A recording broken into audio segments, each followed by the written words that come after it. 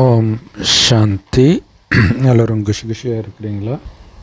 10/3/2025 சாக்கார முரளி பாப்தாதா சொல்கிறாங்க, இனிமையான குழந்தைகளே, நீங்களும் படித்து மற்றவர்களுக்கும் இந்த படிப்பை சொல்லிக் கொடுக்கணும், அவங்கள தேவதையாக்கணும். அதாவது நாமளும் தேவதையாகி மற்றவர்களையும் தேவதையாக்கணும். எல்லோருக்கும் சாந்தி தாமா மற்றும் சுகதாமத்திற்கான வழியை காட்டுங்கள். கேள்வி: சதோப்பிரதான முயற்சியாளர்கள் அப்படின்னா யார்? எப்படி கண்டுபிடிக்கிறது அவங்கள? அவங்க மற்றவர்களை தனக்கு சமமாக மாற்றுவார்கள். பலருக்கு நன்மை செஞ்சுக்கிட்டே இருப்பாங்க. இந்த ஞான செல்வத்தினால் தன்னுடைய பையை நிரப்பிக்கிட்டு தானம் பண்ணிக்கிட்டே இருப்பாங்க ஞானத்தை. இதன் மூலமாக 21 ஜென்மத்திற்கு ஆஸ்தியை அடைந்து பிறரையும் ஆஸ்தி அடைய வைப்பாங்க. ஸோ இதுதான் சதோப்பிரதான முயற்சியாளர்களுடைய அடையாளங்கள். தனக்கு சமமாக மற்றவர்களை ஆக்குவாங்க, ஞானத்தை நிரப்பி மற்றவர்களுக்கும் கொடுத்துக்கிட்டே இருப்பாங்க.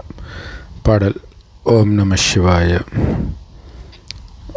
நீங்கள் இப்போ பக்தர்கள் யாரை மகிமை பாடுறாங்களோ அவர் முன்னாடி உட்கார்ந்துட்டு இருக்கிறீங்க. அப்போ உங்களுக்கு எவ்வளவு சந்தோஷம் இருக்கணும் இல்லை? ஓம் நம சிவாயா, அல்லாஹு அக்பர், பிரேஸ் தி லார்ட், இப்படி எல்லா மதத்தினரும் மகிமை பாடக்கூடிய அந்த ஒரு கடவுள் முன்னாடி உட்கார்ந்துட்டு இருக்கிறீங்கன்னா எவ்வளோ சந்தோஷம் இருக்கணும். ஓம் நம சிவாயான்னு சொல்கிறீங்க.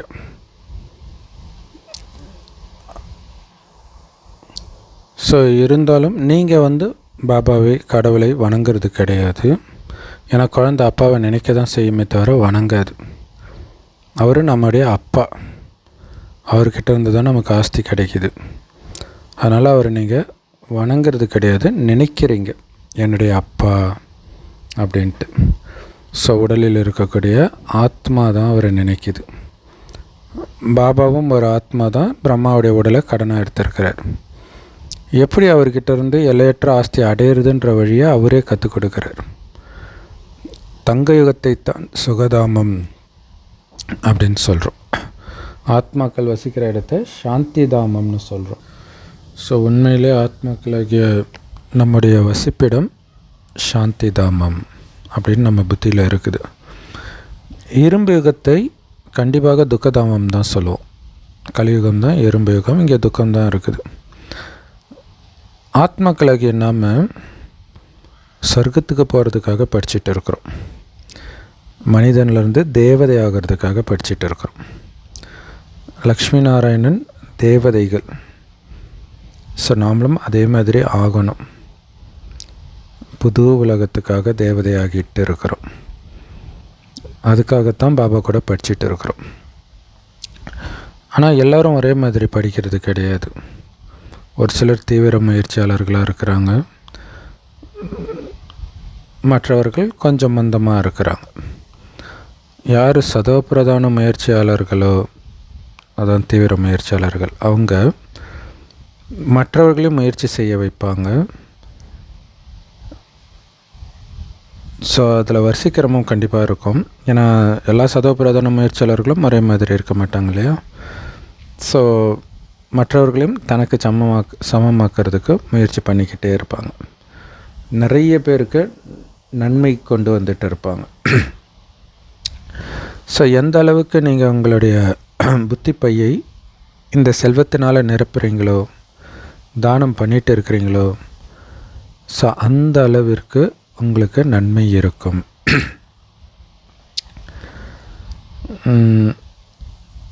ஸோ நிறைய பேருக்கு நன்மை செஞ்சுக்கிட்டே இருப்பாங்க.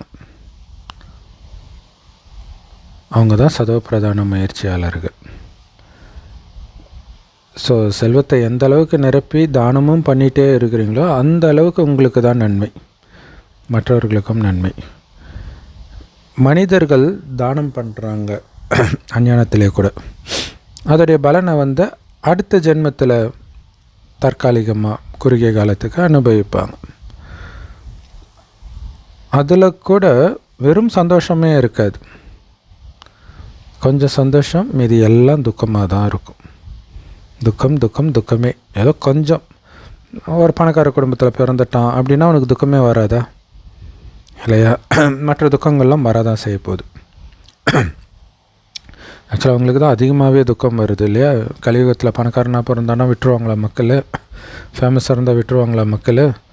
துக்கத்தை அவங்கள தான் அதிகமாக அவங்களுக்கு தான் கொடுப்பாங்க. ஆனால் நமக்கு 21 ஜென்மத்திற்கு சொர்க்கத்தின் ஆஸ்தி கிடைக்கிது. இந்த துக்கத்தில் இருந்து சொர்க்கத்தின் சுகம் எப்படி வித்தியாசப்பட்டு இருக்குதுன்னு பாருங்கள். இல்லையா? அவங்களுக்கு தெரியல சொர்க்கத்தின் சுகம் எப்படி இருக்குன்னு தெரியல. அதனால் ஏதோ இங்கேயே சொர்க்கத்தில் இருக்கிற மாதிரி நினச்சிட்டு இருக்கிறாங்க. இங்கே சுகமே இல்லை, துக்கம்தான் இருக்குது. சொர்க்கத்தில் எல்லையற்ற தந்தைக்கிட்டேருந்து எல்லையற்ற சுகத்தை நாம் ஆஸ்தியாக அடைகிறோம். மனிதர்கள் கடவுள் பேரால் தானம் புண்ணியெல்லாம் பண்ணுறாங்க. அது மறைமுகமானது, நேரடி கிடையாது. இல்லை, நேரடியாக கடவுளுக்கும் பண்ணுறதில்ல, கடவுளின் வழிபடியும் பண்ணுறதில்ல. நீங்கள் தான் நேரடியாக கடவுளின் வழிபடி பண்ணுறீங்க. ஏன்னா நேரடியாக இறைவனுடைய ஞானத்தை நீங்கள் தான் அவர் முன்னாடி உட்காந்து எடுத்துகிட்டு இருக்கிறீங்க. பாபா சொல்கிறாங்க, பக்தி மார்க்கத்தில் தானம் புண்ணியம் கடவுளின் பேரால் மனிதர்கள் செய்கிறாங்க அப்படின்னா கண்டிப்பாக அதோடைய பலன் அடுத்த ஜென்மத்தில் அவங்க அடைவாங்க. யாராவது ஒரு நல்ல காரியம் செய்கிறாங்க அப்படின்னா அதற்கான பலன் கண்டிப்பாக கிடைக்கும். அதேமாதிரி கெட்ட காரியம் செய்கிறாங்க, பாவம் செய்கிறாங்க அப்படின்னா அதோடைய பலனும் கிடைக்கும். கலியுகத்தில் திரும்ப திரும்ப பாவம் தான் செய்கிறாங்க, புண்ணியமே இல்லை. யாருமே புண்ணியம் பண்ணுறதே இல்லை. ஸோ அது மட்டும் இல்லை, இங்கே கிடைக்கிற சந்தோஷம் எல்லாமே ரொம்ப தற்காலிகமானது. ஒருவேளை புண்ணியமே பண்ணியிருந்தால் கூட அதோடைய பலனும் ரொம்ப தற்காலிகமானது. ஆனால் நீங்கள் பாருங்கள், எதிர்கால 21 பிறவிக்கு தங்க யுகத்தில் நிரந்தரமாக சந்தோஷமுடையவராக ஆகுறீங்க. ஏன்னா அந்த இடத்துக்கு பேர் சுகதாமம் இல்லையா?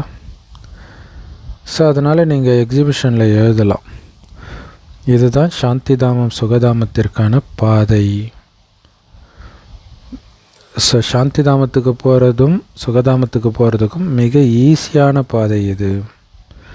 ஒரே பாதையும் இது தான். ஸோ இரும்பு யுகத்துலேருந்து ஸ்ட்ரைட்டாக சத்தியுகத்துக்கு போகிறோம்.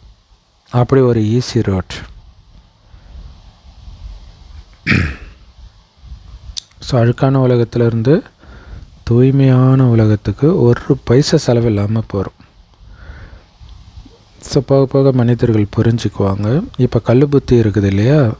அதனால தான் பாபா என்ன பண்ணுறாரு அப்படின்னா ரொம்ப எளிமையாக்கி நமக்கு புரிய வைக்கிறார். மற்றவர்களுக்கு நீங்கள் புரிய வைக்கணுன்றதுக்காக. ஏன்னா அவ்வளோ கல் புத்தியுடையவர்களாக இருக்கிறாங்க.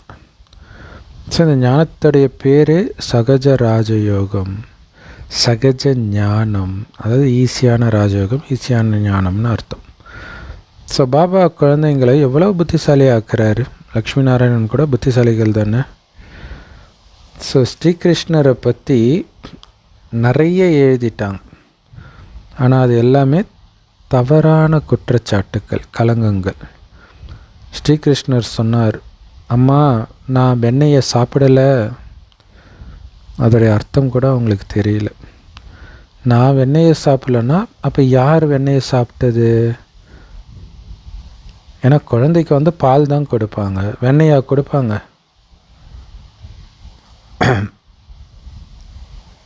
ஸோ நான் எப்படி வெண்ணெய் சாப்பிட முடியும்? அப்போ அதில் வேறு ஏதோ ஒரு ரகசியம் இருக்குது அப்படிங்கிறத மனிதர்கள் புரிஞ்சிக்கிறதே கிடையாது, புரிஞ்சிக்க ட்ரை பண்ணுறதும் கிடையாது. ஸோ அவங்க காட்டின எல்லா விஷயங்களும் மண் பானையை வெண்ணெய் பானையை உடைச்சாரு அப்படி இப்படின்னு சொன்னாங்களே, அப்படியெல்லாம் எதுவுமே நடக்கலை. அவர் சொர்க்கத்துடைய முதல் இளவரசர். அவர் எதுக்கு போய் திருடி சாப்பிட்ணும்? இல்லை, அனைத்தும் நிரம்பிய உலகத்தில் அவர் இருக்கிறார். ஸோ அப்போ உண்மையிலே மகிமையெல்லாம் ஒரு சிவத்தந்தைக்கு மட்டுமே. ஏன்னா அவர் தான் பாலாரும் தேனாரும் ஓடக்கூடிய சொர்க்கத்துக்கு நம்மை அதிபதி ஆக்கிறார்.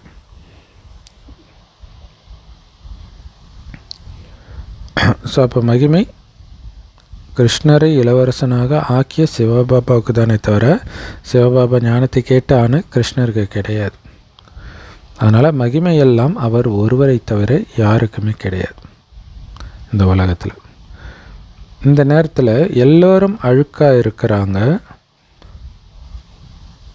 ஆனாலும் பக்தி மார்க்கத்துடைய புகழ் இருக்குது. பக்தர்களின் மாலையும் நினைவு செய்யப்படுது. பெண்களில் மீரா ரொம்ப ஃபேமஸாக இருக்கிறாங்க. ஆண்களில் நாராயணனை நினைவு பண்ணுறாங்க. நம்பர் 1 பக்தன். எந்த நேரமும் நாராயணன் சொல்லுவார் இல்லையா?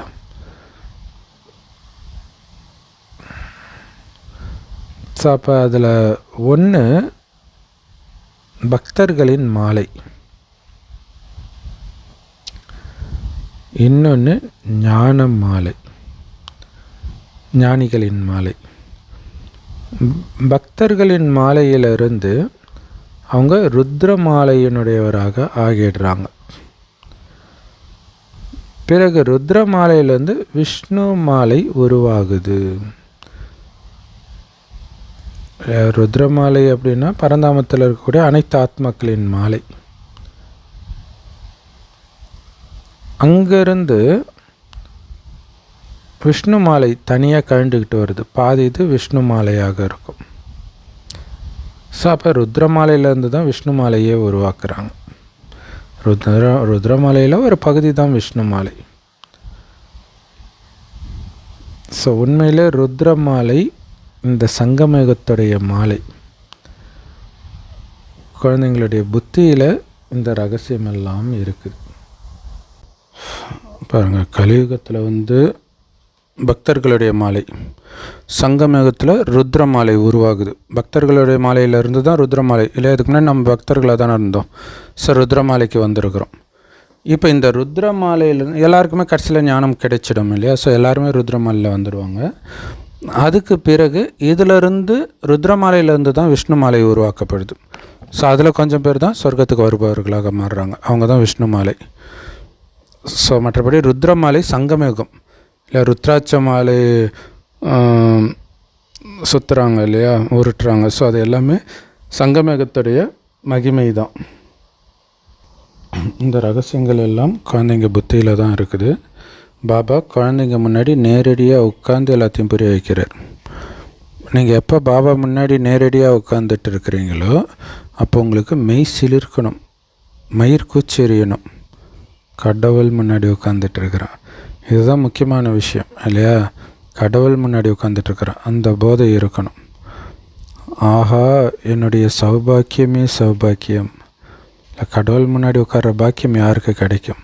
ஸோ அந்த உணர்வில் உட்காரணும். அதே மாதிரி தான் சங்கமேகம் ஃபுல்லாகவே கடவுள்கிட்ட நான் படிச்சுட்டு இருக்கிறேன், அந்த போதை உங்களுக்கு இருந்துக்கிட்டே இருக்கணும். 100% துர்பாக்கியசாலியாக இருந்த நான் இப்போ 100% பாக்கியசாலியாக மாறி இருக்கிறேன். 100 மடங்கு பாக்கியசாலியாகி இருக்கிறேன். குமாரிகள் காமவால் வீசப்படாதவர்களாக, காமத்தின் அனுபவம் இல்லாதவர்களாக இருக்கிறாங்க. பாபா சொல்கிறாரு, காமம் கூட ஒரு வாள் தான், உயிரை மாய்க்கும் வாள் தான். இந்த ஞானமும் வாள் தான். ஆனால் இதில் காமம் என்ற அரக்கன் அழிக்கப்படுகிறான். அழித்து நாம் தேவதையாக வருகிறோம். பாபா சொல்கிறாங்க, இந்த ஞான ஆயுதங்கள் தேவிகளின் கையில் ஒரு ஸ்தூல ஆயுதங்களாக காட்டப்பட்டிருக்குது. ஆனால் அது பார்க்குறதுக்கு வன்முறை செய்யக்கூடிய ஆயுதங்களாக இருக்குது. ஆனால் பாவம் மனிதர்களுக்கு ஸ்வதஷ்ண சக்கரம்னா என்னன்னே தெரியாது. வேதங்களில் ஸ்ரீகிருஷ்ணர் கையில் ஸ்வதஷ்ண சக்கரம் இருக்கிற காரணத்தினால அவங்க வெறும் வன்முறையை மட்டுமே காட்டிட்டாங்க. இல்லை, ஸ்ரீகிருஷ்ணர் சிரித்த முகத்தோடு இருப்பதற்கு காரணம் அந்த ஸ்வதஷ்ண சக்கரம். அது வன்முறை சக்கரம் கிடையாது. வன்முறை செய்கிறவங்க சிரிச்சுக்கிட்டா இருப்பாங்க, பதற்றத்தில் எல்லாம் இருப்பாங்க. ஸோ மக்களுக்கு எது சரி எது தப்புன்னு புரியலை. உண்மையிலே இது எல்லாமே ஞானத்தின் விஷயங்கள். இப்போ நாம் ஸ்வதர்ஷ்ண சக்கரதாரிகளாக ஆகியிருக்கிறோம். ஆனால் அவங்க ஸ்வதர்ஷ்ண சக்கரத்தையே வன்முறைக்கான விஷயமாக காட்டிட்டாங்க. இப்போ தான் நமக்கு நம்மை பற்றிய ஞானமும் காலச்சக்கரம் பற்றிய ஞானமும் கிடைச்சிருக்குது. பாபா சொல்கிறாங்க, நீங்கள் பிரம்மாவின் வாய்வழி படைப்புகள், பிராமண குலத்தின் அலங்காரங்கள், ஸ்வதர்ஷ்ண சக்கரதாரிகள் அப்படின்னு பாபா சொல்கிறார்.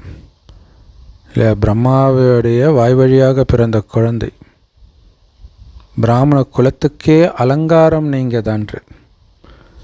இல்லையா, பிராமண குலமே உயர்ந்த குலம், அந்த உயர்ந்த குலத்திலும் மிக உயர்ந்த அலங்காரம் நீங்கள் தான் அப்படின்னு ஒவ்வொருத்தரும் புரிஞ்சுக்கணும். என்னால் தான் என் குலத்திற்கே பெருமை, அப்போ என்னுடைய குணம் அப்படி இருக்கணும். ஸோ முக்கியமான அலங்காரமே ஸ்வதர்ஷ்ண சக்கரம் தான், அதை சுற்றி கொண்டே இருக்கணும். ஏன்னா இதோடைய அர்த்தமே உங்களுக்கு தானே தெரியும். 84 பிறவிகளின் ஞானமும் உலக சக்கரத்தின் ஞானமும் உங்ககிட்ட தான் இருக்குது. தங்க யுகத்தில் ஆரம்பத்தில் சூரிய வம்ச ராஜ்யம் இருந்தது, பிறகு சந்திர வம்சம் இருந்தது. இது ரெண்டுத்தையும் சேர்த்து தான் சொர்க்கம்னு சொல்கிறோம். சத்தியுக திரேதாயுகத்தில் சூரியவம்ச சந்திரவம்ச ராஜ்யம் இருக்குது இல்லையா, ரெண்டும் சேர்த்து சொர்க்கம். உங்களில் கூட இது வரிசைக்கிரமாக தான் உங்கள் புத்தியில் இருக்குது. பாபா உங்களுக்கு இதை நடத்துகிறாரு, நீங்கள் இதை படித்து புத்திசாலியாக ஆகிறீங்க. அதே மாதிரி மற்றவர்களுக்கும் ஞானத்தை கொடுத்து நீங்கள் அவர்களுக்கும் நன்மை செய்யணும். இல்லை, நீங்கள் ஸ்வதர்ஷ்ண சக்கரதாரியாக மாறணும். இல்லை, இந்த சக்கரம் உலகத்துக்கே நான் அதிபதியாக இருந்தேன், மீண்டும் ஆகிட்டு இருக்கிறேன் அப்படிங்கிறது அந்த போதை இருந்துக்கிட்டே இருக்கணும். உலகத்துக்கு நன்மை செய்பவன் நான், அந்த போதையும் இருந்துக்கிட்டே இருக்கணும். பிரம்மாவின் வாய்வழி படைப்பாக மாறாத வரைக்கும் சிவபாபா கிட்டேருந்து எப்படி உங்களுக்கு ஆஸ்தி கிடைக்கும்? ஏன்னா பிரம்மா வாய் வழியாகத்தான் சிவனுடைய ஆஸ்தி அடையிறதுக்கான ஞானமே கிடைக்கிது. பிரம்மாவை நிராகரிச்சிட்டிங்க அல்லது ஞானமே கிடைக்கல பிரம்மா மூலமாக அப்படின்னா நீங்கள் எப்படி ஆஸ்தி அடைய முடியும்? அப்போ எவ்வளோ பெரிய அதிர்ஷ்டசாலி நாம் இல்லையா? பிரம்மா உடல் மூலமாக சிவபாபா பேசுகிறாருன்னு அடையாளம் கண்டுக்கிட்டோம். அதன் மூலமாக தான் பிராமணர்களாகி இருக்கிறோம். சிவபாபா கிட்டேருந்து ஆஸ்தி அடைஞ்சிட்டு இருக்கிறன்றது ஒருபொழுதும் மறக்கக்கூடாது. ஒரு வினாடியும் இல்லையா, நேற்று என்ன மாதிரி முரளி அது சங்கமகத்துடைய 2 வினாடி பல வருடத்திற்கு சமம். அதனால் 2 வினாடி தான் இழந்துட்டேன்னு நினைக்காதீங்க அப்படின்னு பாபா சொல்கிறார். ஸோ பாபா கிட்ட ஆஸ்தி அடைஞ்சிட்டு இருக்கிறேன்றது மைண்டில் இருந்துக்கிட்டே இருக்கணும். நினைக்க ஆஸ்தி வந்துக்கிட்டே இருக்குது.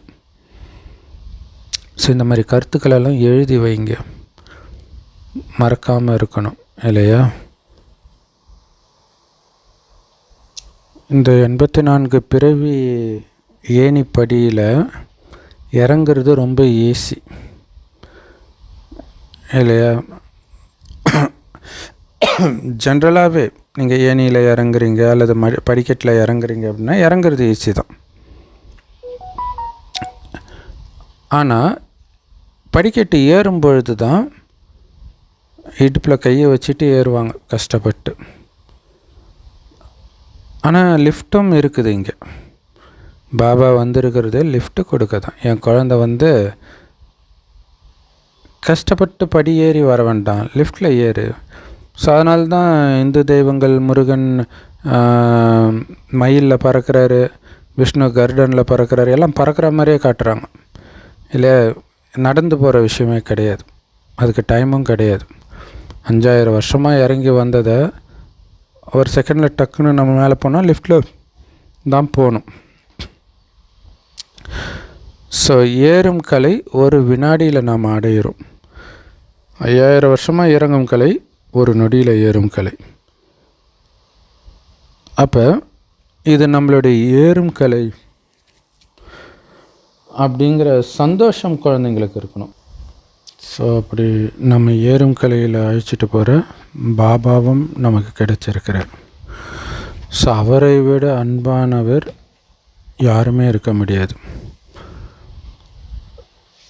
சாது சந்நியாசிகள் எல்லோருமே அந்த ஒரு பிரியமானவரை பிரியதர்ஷனைத்தான் நினைவு செய்கிறாங்க. எல்லோரும் அவருடைய பிரியதர்ஷினிகள். ஆனால் அவர் யார்? அவரை பற்றி யாருக்குமே தெரியாது. நினைக்கிறாங்க, ஆனால் அவரை பற்றி தெரியாமலே நினைக்கிறாங்க. லவ் அப்படி தானே பண்ணுவாங்க, தெரியாமலே தானே பண்ணுவாங்க. ஸோ அந்த மாதிரி நினச்சிட்டு இருக்கிறாங்க. அவர் எங்கும் நிறைந்தவர்னு சொல்லிடுறாங்க.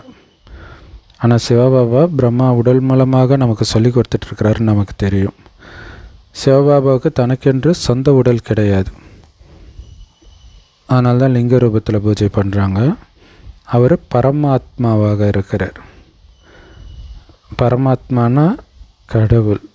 அவருடைய பேர் சிவன். ஒவ்வொரு ஆத்மாவுக்கும் அது எடுக்கிற உடலுக்கு ஏற்ப பேர் மாறுபடும். ஆனால் ஒரு பரமாத்மாவுக்கு மட்டும்தான் எப்போவுமே பேர் சிவன். ஏன்னா அவர் உடம்பு எடுக்கிறதே கிடையாது. அதாவது தாயின் கர்ப்பத்தில் குழந்தைய தனக்கென்று சொந்த உடலை எடுத்து பிறக்கிறது கிடையாது. ஆனால் மனிதர்கள் ஒரே ஒரு பேரை கொண்ட சிவனுக்கு எத்தனை பேரை கொடுத்துட்டாங்க. எத்தனை விதமான கோயில்கள் அவருக்கு கட்டுறாங்க. இப்போ இதோடைய அர்த்தமெல்லாம் நமக்கு தெரியுது. மும்பையில் பபுல்நாத் கோயில் இருக்குது. முட்களின் தலைவன். பபுல்நாத்னா முட்களின் தலைவன் அர்த்தம். காரணம், இப்போ உங்களை முள்ளிலிருந்து மலராக மாற்றுறார். அதனால தான் பபுல்நாத்னு அவருக்கு பேர். அப்போ அவர் செய்யக்கூடிய காரியத்தின் காரண பெயர்கள் தான் சிவனுக்கு கொடுக்கப்பட்ட அத்தனை பெயர்களுமே தவிர ஒரிஜினல் பேர் சிவன் மட்டுமே.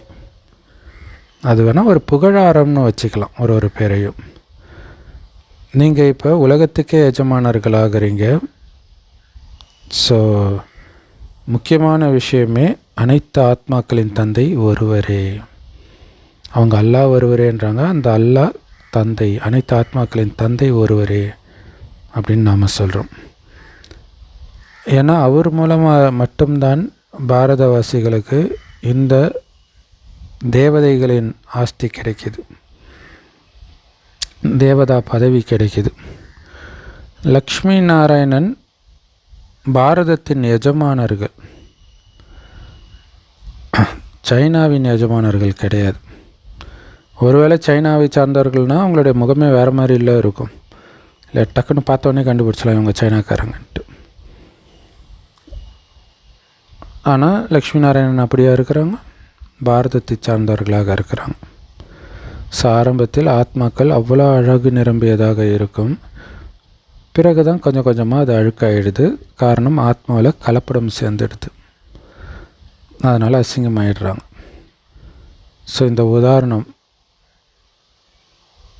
ஷாம் சுந்தர் சொல்கிறோம் இல்லையா, சுந்தராக அழகாக இருந்தவரை ஷாமாக கருப்பாக ஆகிற உதாரணம் லக்ஷ்மி நாராயணனுடைய உதாரணம் தான். அதே மாதிரி இந்த குளவி எறும்பு மற்ற பூச்சியெல்லாம் பிடிச்சிட்டு குளவியாக மாற்றி விட்டுரும். கூண்டில் வச்சுட்டு ஊதி ஊதி குளவி ஆக்கிடும். ஸோ அதுவும் நம்முடைய உதாரணம் தான். அது சன்னியாசிகளுக்கு சொல்ல முடியாது. சன்னியாசிகள் யாரை மாற்றுறாங்க இல்லையா? Love you Baba. இது ஆக்சுவலாக ஒரு புராண கதையில் கூட கிருஷ்ணர் வண்டு ரூபம் எடுத்து, அதான் குளவி ரூபம் எடுத்து யாருடைய கண்ணையோ குத்துற மாதிரி வரும். ஒரு அசுரகுரு சுக்கராச்சாரியர் கண்ணன்னு நினைக்கிறேன். ஸோ அப்படி பாபா நம்மளை மாற்றுறார். நாம் மற்றவர்களை மாற்றுறோம். எப்படி மாற்றுறோம்? இந்த ஸ்தூல கண்ணை குருடாக்கி ஞான கண்ணை திறந்து வைக்கிறோம் இல்லையா? கலியுகத்தின் எந்த விஷயத்தையும் பார்க்காதீங்கன்றார்ல, அப்போ குருடு மாதிரி தானே. ஸோ இதுதான் அங்கே அப்படி வெளிப்பட்டு இருக்குது. ஸோ இந்த குலவி உதாரணம்லாம் நமக்கு தான் பொருந்துமே தவிர சன்னியாசிகளுக்கு பொருந்தது. சன்னியாசிகள் யாரையாவது மாற்றுறாங்களா என்ன? ஸோ வெள்ளை ஆடை அணிந்தவர்களை காவி ஆடை அணிய வைத்து மொட்டடிச்சு விட்டுறாங்க. ஆனால் நீங்கள் இந்த ஞானத்தை எடுக்கிறீங்க. இதன் மூலமாக நீங்கள் லக்ஷ்மி நாராயணனாக மாறுறீங்க. மொட்டை அடிச்சிட்டாங்கன்னா அனைத்தையும் இழந்துடுறாங்க. அங்கே இங்கே நீங்கள் லக்ஷ்மி நாராயணனாக ஆக்குறீங்க. எவ்வளோ வித்தியாசமாக உங்களுக்கும். இப்போ இயற்கையே தமோ பிரதானமாக இருக்குது, பூமியும் தமோ பிரதானமாக இருக்குது. அதனால தான் இவ்வளவு பாதிப்பை ஏற்படுத்துது. ஸோ இப்போவே ஆழ்கடலில் இருந்த உயிரினம்லாம் மேலே வருது, உள்ள ஏதோ நடக்குது ஆழ்கடலில் அப்படின்னு சொல்கிறாங்க. ஸோ காரணம் தமோ பிரதானமாகி இருக்குது. அதனால தான் அவ்வளோ பாதிப்பை ஏற்படுத்துது. வானத்தில் புயல் அடிக்குது, எவ்வளவு பாதிப்பை ஏற்படுத்துது. இயற்கை சீற்றங்கள் வந்துக்கிட்டே தான் இருக்குது. இந்த உலகத்தில்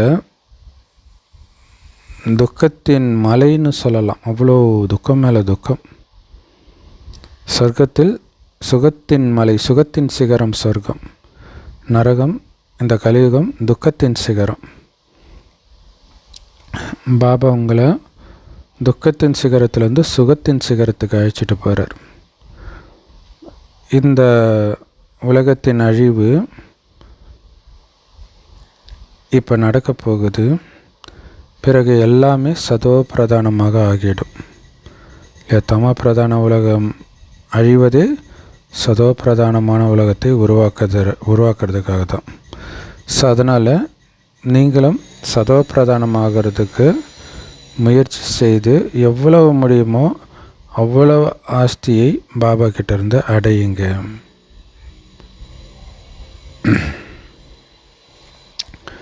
ஸோ முயற்சி தான். பாபா நினைவிலே இருக்கணும், வேறு ஒன்றுமே கிடையாது. அப்படி இல்லைன்னா கடைசியில் பச்சாதாபப்பட வேண்டியதாகிடும். பாபா வந்தாரே, ஞானத்தை கொடுத்தாரே, புரிஞ்சும் எதுவும் பண்ணாமல் விட்டுட்டேனே அப்படின்னு துடிப்பீங்க. ஸோ வைக்கோல் போருக்கு நெருப்பு பற்றும் பொழுது அப்போ தான் கும்பகர்ண உறக்கத்திலேருந்து ஏந்திரிப்பாங்கன்னு எழுதப்பட்டிருக்குதான். அப்போ ஏந்திரிச்சு என்ன பண்ணுவாங்க, விரக்தியில் அழுது செத்து போயிடுவாங்க. அதான் சாகும்போது சங்கரா சங்கரான்னு சொல்கிறது. ஸோ துக்கத்தின் அழுகுறலுக்கு பிறகு தான் வெற்றி முழக்கம் கேட்கும். இந்த இரும்பு யுகத்தில் துக்கம்தான் இருக்குது. பாருங்கள், ஒருவர் கொலை பண்ணிக்கிட்டே இருக்கிறாங்க. நிறைய பேர் இறப்பாங்க. இரும்பு யுகத்துக்கு பிறகு கண்டிப்பாக தங்க யுகம் இருக்கும். ஸோ ஆனால் இந்த இரும்பு யுகத்துக்கும் தங்க யுகத்துக்கும் இடையில் சங்கமயுகம் இருக்குது. இதைத்தான் மிகவும் மங்களகரமான சங்கமயுகம் அப்படின்னு சொல்லப்படுது. ஸோ இந்த சங்கமயுகத்தில் பாபா தமோ பிரதானத்திலேருந்து சதோ பிரதானம் ஆகிறதுக்கான நல்ல வழியை காட்டுறார். ரொம்ப ஈஸியான வழியும் கூட. என்னது, சும்மா என்னை நினைவு பண்ணிட்டு இருந்தால் போதும் குழந்தை, வேறு எதுவும் நீ பண்ண தேவையில்லைன்ற. இவ்வளோதான், நினைவு மட்டும் இருந்துக்கிட்டே இருக்கணும். குழந்தைங்க இனிமேல்ட்டு தலை வணங்க வேண்டிய அவசியம் கூட கிடையாது. யாராவது பாபா முன்னாடி கை கூப்பி நிற்கிறாங்க, வணங்கி நிற்கிறாங்கன்னா பாபா சொல்லுவார், ஆத்மாவாகிய உனக்கும் கை கிடையாது, பாபாவுக்கும் கை கிடையாது. ஸோ அப்போ அந்த வணங்கிறது, இரு கை கூப்பி வணங்கிறது கூட தேவையில்லைன்றார். அதிலிருந்தும் பாபா நம்மளை விடுபட செய்கிறார். அப்போ யாருக்கு கை கூப்பி வணங்குறீங்க? பாபா சார் பக்தி மார்க்கத்துடைய, இந்த கலியுகத்தின் பக்தி மார்க்கத்தின் ஒரு அடையாளம் கூட இருக்கக்கூடாது. ஹே ஆத்மாக்களே, ஏன் கை கூப்பி வணங்குறீங்க? நான் உங்களை நினைவு தானே பண்ண சொன்னேன். ஸோ நினைக்கிறதுனா கை கூப்பி வணங்குறதுன்னு அர்த்தம் கிடையாது. மனிதர்கள் சூரியனை பார்த்தும் கை கூப்பி வணங்குறாங்க. அதேமாரி மகாத்மாக்களை பார்த்தாலும் கை கூப்பி வணங்குறாங்க. பாபா சொல்றார், நீங்கள் கை கூப்பி வணங்க வேண்டிய அவசியம் கிடையாது. ஏன்னா இது நான் கடனாக எடுத்துருக்கிற உடம்பு, இது என்னோடய உடம்பே கிடையாது. ஸோ யாராவது உங்களை கைகூப்பி வணங்குறாங்க அப்படின்னா நீங்கள் கைகூப்ப வணங்கக்கூடாதுன்னு அர்த்தம் கிடையாது. அது ஒரு மரியாதைக்காக நீங்கள் அவங்கள வணங்க தான் செய்யணும். ஆனால் நான் ஆத்மா அப்படின்ற உணர்வு இருக்கணும். அது சும்மா அவங்க மனசு நோகாமல் இருக்கிறதுக்காக நாம் அப்படி பண்ணுறோம். ஆத்மாவாகிய நான் இந்த உடலின் பந்தனத்திலிருந்து விடுபடணும் அப்படிங்கிறது சதா உங்கள் மனதில் ஓடிக்கிட்டே இருக்கணும். ஏன்னா இப்போ நான் வீட்டுக்கு போகணும் இல்லையா, உடலின் எல்லா பந்தனத்தையும் முடிச்சுட்டு போகணும். ஸோ இந்த உடல் மீதே ஒரு வெறுப்பு வந்த மாதிரி இருக்கணுன்றார். ஸோ அப்போ தான் நீங்கள் போக முடியும். ஏன்னா இந்த கலியுகத்துடைய உடல் பலவிதமான பிரச்சனைகளை கொடுக்கும் எல்லாருக்குமே. ஸோ அப்போ அதன் மீது வெறுப்பு வரும். சத்யுகத்தின் உடல் தான் துக்கமே கொடுக்காது. இந்த பழைய உடல் துக்கத்தை கொடுத்த இந்த உடலை நாம் நிராகரிச்சுட்டு போகணும். எப்படி பாம்பு தோலை கட்டிட்டு போகுது இல்லையா, அந்த மாதிரி இந்த உடம்பை உரிச்சிட்டு ஆத்மா வெளியேறணும். ஒரு குளவிக்கு கூட மற்ற பூச்சிகளை தனக்கு ஈக்குவலான குளவியாக மாற்றுறதுக்கு புத்தி இருக்குது. ஸோ அப்போ அதை விட உயர்ந்தவர்கள் தானே குழந்தைகளாகிய நீங்கள். அப்போ இந்த விகார கடலில் மூழ்கி இருக்கக்கூடியவர்களை அதிலிருந்து காப்பாற்றி பார்க்கடலுக்கு அழைச்சிட்டு போகணும். அதுதான் உங்களுடைய வேலை, கடமை. ஸோ பாபா சொல்கிறாங்க, நாம் சாந்தி தாமத்துக்கு போகலாம் குழந்தைகளே. ஏன்னா மனிதர்கள் அமைதிக்காக தான் மண்டையை உடச்சிக்கிறாங்க, எங்கெங்கேயோ போகிறாங்க அமைதி கிடைக்கும்ன்ட்டு. சந்நியாசிகளுக்கு சொர்க்கத்தின் ஜீவன் முக்தி வாழ்க்கை கிடைக்கிறது கிடையாது. முக்தி கிடைக்கிது, துக்கத்துலேருந்து தப்பிக்கிறாங்க, முக்தி தாமத்தில் போய் உட்காந்துக்கிறாங்க. ஆத்மாக்கள் முதல்ல ஜீவன் முக்திக்கு வருவாங்க சொர்க்கத்துக்கு. பிறகு தான் பந்தனம் நிரம்பிய வாழ்க்கையில் நுழையிறாங்க துவாபரகத்தில் இருந்து. ஆத்மாக்கள் சதோ பிரதானமாக ஆரம்பத்தில் இருக்கும், பிறகு ஏணிப்படியில் கொஞ்சம் கொஞ்சமாக இறங்கி வருது ஆத்மா. சதோ பிரதானமாக இருக்கும்போது அவ்வளவு ஆனந்தமே ஆனந்தம் மட்டுமே அவங்களுக்கு அனுபவம் ஆகும். பிறகு இறங்க இறங்க தான் அவங்க கடைசியில் தம பிரதானமாக ஆகியே தீரணும். ஸோ இப்போ மீண்டும் உங்களை சதோ பிரதானமாக்கி வீட்டுக்கு அழைச்சிட்டு போகிறதுக்காக பாபா வந்திருக்கிறார். சதோ பிரதானம் ஆகிறதுக்கான வழியை சொல்கிறார். குழந்தைகளே, என்னை நினைவு பண்ணிக்கிட்டே இருந்தீங்கன்னா நீங்கள் தூய்மை ஆகிடுவீங்க. பாபா சொல்கிறாங்க, மனிதர்கள் சரீரத்தை விடும் பொழுது ரொம்ப தண்டனை அனுபவிக்கிறாங்க, ரொம்ப கஷ்டத்தை அனுபவிக்கிறாங்க. ஏன்னா தண்டனை அனுபவிக்க வேண்டி இருக்குது இல்லையா. இப்போ பாருங்கள், அந்த உடலை விட்டு பிரியும்போது தான் அவ்வளோ தண்டனைன்றார் பாபா.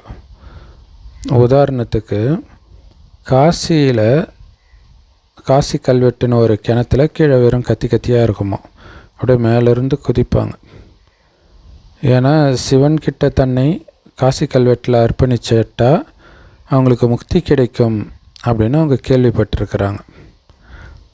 ஆனால் உண்மையிலே பாபா கிட்ட நாம் தான் நம்மை உயிரோடு அர்ப்பணிக்கிறோம். இது பக்தி மார்க்கத்தில் ஸ்தூலமாக ஃபாலோ பண்ணுறாங்க, உண்மையிலே போய் உயிரை விடுறாங்க. இங்கே உயிரை விடுற விஷயம்ல பாபாவுக்கு அர்ப்பணமாகிற விஷயம். அவங்க உயிரை விடுறது தான் தன்னை சிவனுக்கு பலி கொடுக்கறது அப்படி புரிஞ்சுக்கிறாங்க. ஸோ பாபா புரிய வைக்கிறார், யாருமே இப்போ அந்த பரந்தாம வீட்டுக்கு போக முடியாது.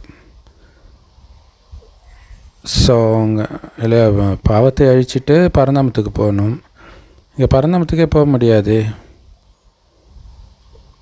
அதனால் அவங்க அந்த மாதிரி காசி கல்வெட்டில் விழுந்து தன்னை பலி கொடுக்கும்பொழுது அவங்களுடைய பாவங்கள் அழிக்கப்படுது. ஆனால் பரந்தாமத்துக்கு போக முடியாது. மீண்டும் கலியுகத்தில் பிறந்து மீண்டும் பாவம் செய்ய ஆரம்பிச்சிடுவாங்க. புதுசாக அவங்களுடைய கர்ம கணக்கு ஸ்டார்ட் ஆகிடும் மறுபடியும். ஸோ இப்போ நமக்கு தெரியுது இந்த உலக சக்கரம் பற்றி. இந்த நேரத்தில் எல்லோருமே இறங்கும் கலையில் தான் இருக்கிறாங்க. பாபா சொல்கிறாங்க, நான் அனைவருக்கும் சத்கதியை கொடுக்குறேன், எல்லோரையும் வீட்டுக்கு அழைச்சிட்டு போகிறேன். ஆனால் அழுக்கான யாரையும் நான் அழைச்சிட்டு போக முடியாது. அதனால தான் நீங்கள் தூய்மை ஆகுங்கள், உங்களுடைய ஆத்ம ஜோதி எரியட்டும் அப்படின்னு பாபா சொல்கிறார். ஸோ திருமணத்தின் பொழுது ஒரு பானையில் விளக்கேற்றி பொண்ணுடைய தலையில் வச்சுடுவாங்களாம். பாரதத்தில் தான் இப்படி ஒரு பழக்கம் இருக்குது. மணமகன் தலையில் வைக்கிறது கிடையாது. ஏன்னா மணமகன் தானே அவளுக்கு கடவுள்னு சொல்லப்படுது. ஸோ கடவுளுக்கே தீபம் ஏற்ற முடியுமா? அப்போ இதோடைய அர்த்தம் என்னென்னா, கடவுளோடு சேரும்போது ஆத்ம தீபம் எரிய தொடங்குகிறது. இது அங்கே மணமகனோடு அவள் சேரும்போது அவளுடைய ஆத்ம தீபம் எரியுது அப்படின்ட்டு வைக்கிறாங்க. ஆனால் உண்மையிலே அவங்க விகாரத்தில் ஈடுபடுறதுனால இருக்கிற தீபமும் அணைஞ்சு தான் போகுது. பாபா சொல்கிறாரு, என்னுடைய தீபம் எப்போவுமே ஏற்றப்பட்டு தான் இருக்குது. நான் உங்களுடைய தீபத்தை, ஆத்ம தீபத்தை ஏற்றுகிறேன். கோயிலில் கூட பாருங்களா, அதனால தான் போய் விளக்கேற்றுறாங்க. பாபாக்கிட்ட போனோடனே நம்மளுடைய ஆத்ம தீபம் எரியுது அப்படிங்கிறத அங்கே ஏற்றுறாங்க. பாபாவை ஒளி தீபம் அப்படின்னு சொல்கிறோம். பிரம்ம சமாஜத்தினர் கூட பார்த்திங்கன்னா தீபத்தின் மீது நம்பிக்கை கொண்டு இருக்கிறாங்க. எப்போவுமே தீபம் ஏற்றி வைக்கிறாங்க. அதை மட்டுமே நினைவு பண்ணிகிட்ருக்கிறாங்க. தீபம் தான் கடவுள் அப்படின்னு நினைக்கிறாங்க. வள்ளலார் இயக்கத்தினரும் அதான் பண்ணுறாங்க.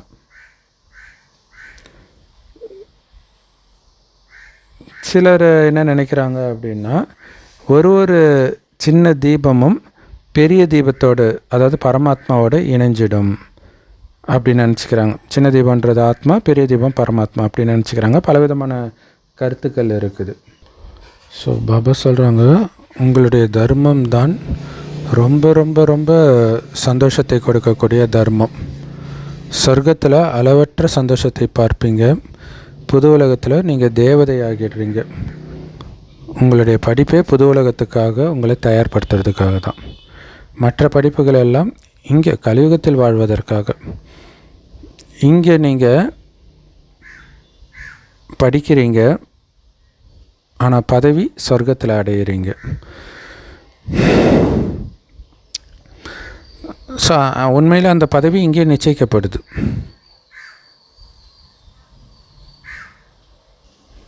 ஸோ கீதையில் கூட ராஜயோகம் நடத்தப்படுது. ஆனால் இறுதியில் யுத்தம் நடக்குது, எதுவுமே இல்லாத மாதிரி அழிஞ்சிடுது. பாண்டவர்களோட ஒரு நாய் மட்டும்தான் இருக்குது. ஸோ அப்போ அந்த கீதைக்கே மரியாதை இல்லாமல் போயிடுச்சு. அந்த கீதையை கற்றுக்கிட்டு அனைத்தையும் இழந்தார்களா? இல்லையா? ஸோ இப்போ பாபா சொல்கிறார், நான் உங்களை தேவி தேவதைகளாக மாற்றுறேன், பகவான் பகவதிகளாக மாற்றுறேன். இங்கே பலவிதமான துக்கங்களை கொடுக்கும் மனிதர்கள் தான் இருக்கிறாங்க. காமவாளை செலுத்தி ஒருவருக்கு ஒருவர் அளவற்ற துக்கத்தை கொடுக்குறாங்க, தானும் துக்கத்தை அனுபவிக்கிறாங்க. கத்தி எடுத்தவன் கத்தியால் தான் சாவான்ட்டு ஸ்தூல கத்திக்கு மட்டுமில்லை, இந்த காம கத்திக்கும் பொருந்தும் இல்லையா? காம கத்தி எடுத்தவன் துக்கத்தில் தப்பிக்க வாய்ப்பே கிடையாது. ஆனால் இது வரைக்கும் நமக்கு தெரியாது இல்லையா, காமவாளை தொட்டாலே துக்கம் அனுபவமாகும்ன்ட்டு. ஸோ இந்த ரகசியத்தை பாபா தானே நமக்கு சொல்லி கொடுத்துருக்கிறார். எல்லையற்ற தந்தை ஞான கடலே இந்த ரகசியத்தை எனக்கு வெளிப்படுத்தி இருக்கிறார் அப்படின்னா எனக்கு எவ்வளோ சந்தோஷம் இருக்கணும் இல்லை? அதை நினைத்து பார்க்கணும். கடவுளே இந்த மிகப்பெரிய ரகசியத்தை சொல்லி என்னை துக்கத்தில் காப்பாற்றுறார். எல்லோரும் கடவுள்கிட்ட போய், ஐயோ எனக்கு இப்படி இருக்குதே, உனக்கு கண் இருக்குதான்னு கடவுளை பிடிச்சி திட்டிகிட்டு இருக்கிறாங்க. அவர் கொடுக்குற ஞான கண்ணை பயன்படுத்தாமல் துக்கத்தை அனுபவிச்சுட்டு இருக்கிறாங்க. ஸோ கடவுள் தான் பிரியதர்ஷனுக்கெல்லாம் மிகப்பெரிய பிரியதர்ஷன், பதிகளுக்கெல்லாம் மேலான பதி. ஸோ பிரியதர்ஷினிகளாகிய நாம் அவரை அரை கல்பமாக நினைவு செய்தோம்.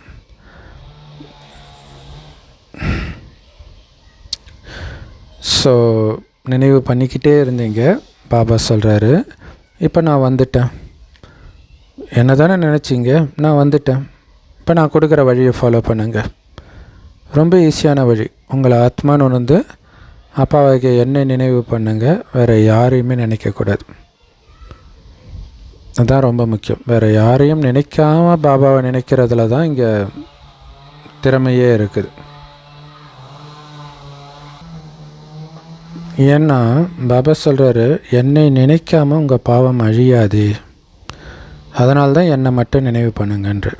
மற்றவர்களை நினைத்தால் உங்களால் என்னை நினைக்கவே முடியாது, அதனால தான் மற்றவர்களை நினைக்காமல் என்னை நினைவு பண்ணுங்கன்னு சொல்கிறேன். ஸோ ஆன்மீக மருத்துவர் அரைக்கல்பத்து வியாதியை நீக்கிறதுக்கு வந்திருக்கிறார். அதனால் ஒவ்வொரு விஷயத்திலும் இந்த மருத்துவருடைய அட்வைஸை கேட்கணும். இல்லை ஒருத்தவங்க ஆப்ரேஷன் பண்ணிட்டு வராங்கன்னா, டாக்டர் இதை சாப்பிட்லாமா டாக்டர், இதை குடிக்கலாமா டாக்டர், இது பண்ணலாமா டாக்டர், ஒரு விஷயமும் கேட்பாங்கல்ல. சும்மா ஒரு கிட்னி ப்ராப்ளமாக இருக்கலாம், வேறு ஏதாவது ஆப்ரேஷனாக இருக்கலாம். ஆனால் இருக்குள்ள மேஜர் ஆப்ரேஷன் விகாரத்தை நீக்கிறது தான். அப்போ இதில் எவ்வளோ கவனம் கொடுக்கணும். இல்லை இது ஒரு கேன்சர் மாதிரி பரவிக்கிட்டே இருக்குது. ஸோ அது மீண்டும் வராமல் இருக்கிறதுக்கு என்னென்ன முன்னெச்சரிக்கை நடவடிக்கை எடுக்கணுன்ட்டு பாபா கிட்டே கேட்டுக்கிட்டே இருந்தீங்கன்னா பாபாவும் உங்களுக்கு அட்வைஸ் பண்ணிக்கிட்டே இருப்பார். குழந்தை இப்படி உன்னுடைய கடமையை நிறைவேற்று அப்படின்ட்டு. நீங்கள் பாபாவுடைய ஆலோசனை கேட்டீங்க அப்படின்னா உங்களுக்கு ஒவ்வொரு அடியிலும் பல கோடி மடங்கு கிடைக்கும். உங்களுடைய கடமையும் முடிஞ்சிடும் இல்லையா. கடமையெல்லாம் முடிக்கணும் இல்லையா.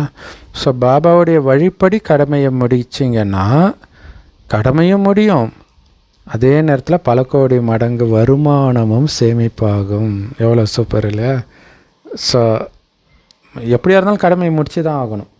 ஆனால் பாபா சொல்கிற வழிப்படி முடிச்சிங்கன்னா உங்களுக்கு பயங்கர சேமிப்பாகும். நல்லது. அற்புதமான முரளி சொன்ன அன்பான பாப் தாதாவுக்கு அன்பு நினைவுகள் மற்றும் காலை வணக்கம்.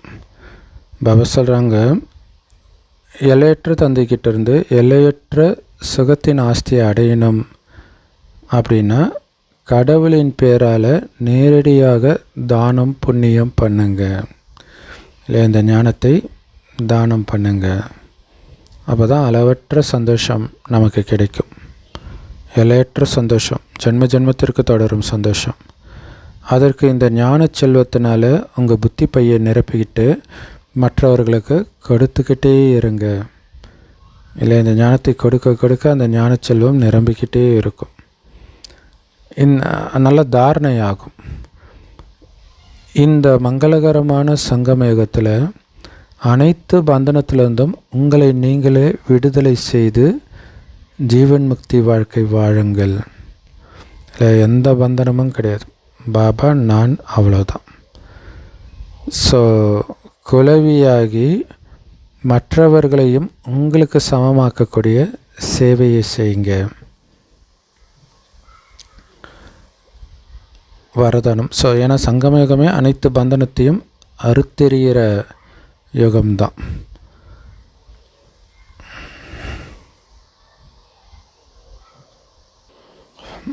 வரதானம்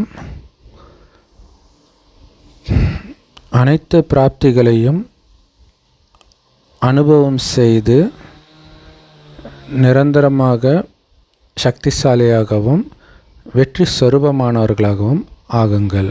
அதுக்கு விளக்கம், யார் அனைத்து பிராப்திகளின் மூர்த்தியாக இருக்கிறாங்களோ அவங்க சக்திசாலியாக தான் இருப்பாங்க. அதாவது அனைத்து பிராப்திகளையும் அடைந்தவர்கள் சக்திசாலியாக தான் இருப்பாங்க. ஸோ அப்படி எந்த சக்திசாலியான ஆத்மாக்கள் அனைத்து பிராப்திகளையும் அனுபவம் பண்ணுறாங்களோ அவங்க தான் வெற்றியின் சொரூபமாகவும் ஆக முடியும். இல்லை அனைத்து பிராப்தியும் எனக்குள்ளேயே இருக்கும் பொழுது நான் எதையுமே தேட மாட்டேன் இல்லையா. ஸோ அப்போ நான் வெற்றி சொரூபமாக தான் இருப்பேன். ஸோ உலகத்தில் உள்ள பக்த ஆத்மாக்கள் எல்லோரும் எங்கடா போனாங்க நமக்கு சுகத்தையும் அமைதியும் கொடுக்குற அந்த வள்ளல் ஆத்மாக்கள் அப்படின்னு ஆச்சரியப்பட்டுட்டு இருக்கிறாங்க. எப்போ உங்களுக்கு அனைத்து சக்திகளின் ஸ்டாக் இருக்குதோ, நிரம்பி இருக்குதோ, அப்போ தான் அனைவரையும் உங்களால் திருப்திப்படுத்த முடியும். ஸோ அதை நிரப்பிக்கணும் நீங்கள். இப்போ ஒரே கடையில் அந்த எல்லாமே கிடைக்கிது இல்லையா. மால் அப்படின்னு சொல்லுவாங்களே, அங்கே போயிட்டால் எல்லாமே வாங்கிட்டு வந்துடலாம். இதுக்கு முன்னாடி பால்னா அதுக்கு ஒரு கடை, மளிகை ஜாமானா ஒரு கடை, காய்கறினா ஒரு கடை, இப்போ எல்லாமே ஒரே இடத்துல வர மாதிரிலாம் வந்துடுச்சு. அதே மாதிரி நமக்கு அனைத்தும் பாபா கிட்ட இருந்து கிடைக்குது. பாபா தான் இந்த கடை. அப்போ எல்லாருமே நிரப்பிக்கணும்ல. இப்போ எல்லோரும் ஒரே மாதிரி தானே இருக்கணும். அதனால் ஒருத்தருக்கு பொறுத்துக்கொள்ளும் சக்தி இருக்குது, ஆனால் எதிர்கொள்ளும் சக்தி இல்லை அப்படின்னு இருக்கக்கூடாது. ஏன்னா எல்லா ஸ்டாக்கும் இங்கே இருக்குது இந்த கடையில். அதை நிரப்பிக்கிறது தானே உங்களுடைய வேலை. ஒரு பாபா கிட்ட இருந்து தானே நீங்கள் எல்லாருமே அடையிறீங்க. ஸோ பாபா தான் இந்த கடை. ஸோ அதனால் அனைத்து சக்திகளின் ஸ்டாக்கு உங்ககிட்ட இருக்கணும். அப்போ தான் உங்களால் வெற்றி சொரூபமாக ஆகவே முடியும். ஸோ அனைத்து சக்திகளின் ஸ்டாக் எப்போவும் இருக்குதா செக் பண்ணிக்கிட்டே இருக்கணும். ஆனால் அது எப்போ கிடைக்கும்னா, ஒரு பாபாவை தவிர யாருமே எனக்கு இல்லைன்ற உணர்வில் இருந்தால் தான் கிடைக்கும். நான் ஆத்மா, என்னுடையவர் ஒரு சிவபரமாத்மா. அப்போ அனைத்து பிராப்திகள் எல்லாமே அந்த உணர்வை எடுத்துகிட்டு வர சொல்கிறார், எமர்ஜ் பண்ண சொல்கிறார். அனைத்து சக்திகளையும் எமர்ஜ் பண்ணுங்க. ஸோ அப்போ தான் வெற்றி சொரூபமாக ஆவீங்க. எந்த தடையும் உங்களுக்கு தடையாகவே அனுபவமாகாது. ஸ்லோகன்: இந்த பிராமண வாழ்க்கைக்கு நியமங்கள் இருக்குது இல்லையா, அதுதான் இந்த பிராமண வாழ்க்கையில் முன்னேறி போகிற படிக்கட்டுகள். ஸோ பாபா, அதாவது பிரம்மா பாபா எந்தெந்த நியமங்களை எந்தெந்த நேரத்தில் ஃபாலோ பண்ணார், அந்த அடி மேலே அடி எடுத்து நீங்களும் அப்படியே நடந்தீங்க அப்படின்னா ரொம்ப சீக்கிரமாக உங்களுடைய இலக்கை அடைய முடியும். ஏன்னா இருக்கிறதுலே ரொம்ப சீக்கிரமாக அடைந்தது பிரம்மா பாபா தான். ஸோ அப்போ ஷார்ட்கட் அவருக்கு மட்டும்தான் தெரியுது, அதை விட ஷார்ட்கட் கிடையாது. ஸோ அப்போ புத்திசாலி என்ன பண்ணுவாங்க, பிரம்மா பாபா எந்த வழியில் ஃபாலோ பண்ணாங்களோ அதை அதே வழியிலே ஃபாலோ பண்ணிட்டு இருப்பாங்க. ஸோ அவ்யக்த பயிற்சி, சத்திய தன்மை மற்றும் நல்லொழுக்கத்தின் கலாச்சாரத்தை கடைப்பிடியுங்கள். ஸோ இது ரொம்ப முக்கியமானது, குறிப்பாக சேவை செய்கிறவங்களுக்கு ரொம்ப ரொம்ப முக்கியமானது இது. இன்றைய காலகட்டத்தில் சில குழந்தைங்க ஒரு விசேஷமான பாஷை பேசுகிறாங்களாம். அது என்ன அப்படின்னா, என்னால் மற்றவங்க தப்பு பண்ணுறதை பார்க்கவோ கேட்கவோ முடியாது, பொறுத்துக்க முடியாது அப்படின்னு சொல்கிறாங்களாம். இன்றைக்கி எல்லாருக்கிட்டையும் அந்த வியாதி இருக்குது, அஞ்ஞானிகள்கிட்டையும் இருக்குது, அதே இங்கே வந்தாலும் இருக்குது. அதனால தான் ஏதாவது ஒரு தப்பான விஷயத்தை பார்க்குறாங்க அல்லது கேட்குறாங்கன்னா அவ்வளோ கோபம் வேகம் வந்துடுது. பாபா சொல்கிறாரு, சரி மற்றவங்க தப்பானவங்க பார்க்குறீங்க, அதை பார்த்த உடனே உங்களுக்கு வேகம் வருதுன்னா அந்த வேகம் வர்றது சத்தியமான குணமா? அதுவும் பொய்யான குணம் தானே. அப்போ எல்லா விதமான பொய்யையும் முடிக்கணும் அப்படின்னா சத்தியத்தன்மையை தாரணை பண்ணுங்க. ஆத்மாவின் உண்மையான குணத்தில், அந்த அமைதியான குணத்தில் நிலைத்திருங்கள். ஸோ அதுக்கு தான் பாபா பக்குவப்படுத்துகிறார் இல்லையா. எல்லா பந்தனத்தையும் அறுத்தெறியுங்க, உங்களுடைய சுயத்தில் நிலைத்திருங்கள், அமைதியில் நிலைத்திருங்கள் அப்படின்னு பாபா சொல்கிறார். அப்போ நான் அமைதியான ஆத்மா, ஆனந்த ஸ்வரூபமான ஆத்மா. அனைவரும் அவங்கவுங்க நடிப்பை நடிக்கிறாங்க, இதில் கோபப்படுறதுக்கு எதுவுமே கிடையாது. அதுலேயும் பாபா சமீபமாக சொல்லிட்டு வர்றாருலே இந்த அவ்யக்த பயிற்சியில், நீங்கள் சத்தியத்தை நிரூபிக்கிறதுக்காக கோபப்பட்டு அல்லது வேகமாக நிரூபிக்க வேண்டிய அவசியம் கிடையாது. சத்தியம் தானே தன்னை நிரூபித்துக்கொள்ளும். நீங்கள் அன்பாக புரிய வைத்தால் போதும். அதுக்காக வாதம் விவாதம், அவங்கள முட்டாளாக்கணும், இந்த மாதிரி நீங்கள் பண்ண தேவையில்ல அப்படின்னு பாபா சொல்கிறார். Om Shanti. Love you Bap Dada. Thank you Bap Dada. குஷியாக இருங்க, குளிர்ச்சியாக இருங்க.